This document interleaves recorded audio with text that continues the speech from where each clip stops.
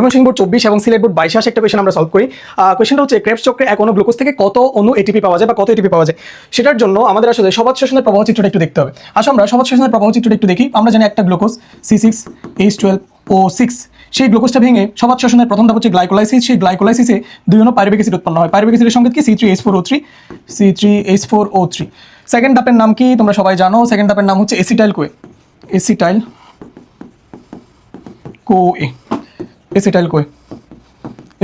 কোয়ে। পরবর্তী ধাপের নাম কি? পরবর্তী ধাপের নাম হচ্ছে ক্রেবস চক্র। এখন আসো আমরা ধাপগুলো তো বললামই, আর পরবর্তী ধাপের নাম কি? ইলেকট্রন প্রবাহ তন্ত্র।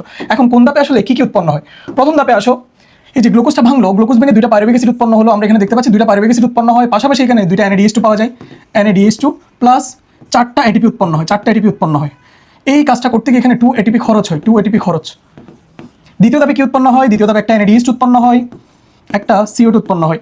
এখানেও একটা পাইরুভিক অ্যাসিড থেকে একটা NADH2 উৎপন্ন হয়, একটা কার্বন ডাইঅক্সাইড উৎপন্ন হয়।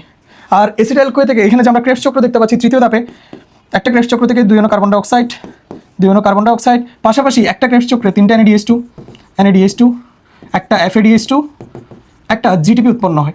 এখানেও ঠিক সেম জিনিসগুলো, 3 NADH2, একটা FADH2, আর একটা হচ্ছে GTP। কোয়েশ্চেনটা কি? আমাদের কোয়েশ্চেনটা হচ্ছে ক্রেবস চক্রে এক অণু গ্লুকোজ থেকে কত এটিপি। তাহলে আমরা হিসাব করবো হচ্ছে এই ক্রেবস চক্রের মধ্যে কি হচ্ছে সেটা। দেখো তো ভাইয়া, ক্রেবস চক্রে টোটাল কয়টা NADH2 পাচ্ছি আমরা? আমাদের আরেকটা জিনিস জেনে রাখতে হবে, 1 NADH2 equals to 3 ATP, 1 FADH2 equals to 2 ATP, R 1 GTP equals to 1 ATP। এই হিসাবটা একটু আমাদের জেনে রাখতে হবে, এমসিকিউর জন্য খুব ইম্পর্টেন্ট। এখন আসো তাহলে আমরা হিসাব করি।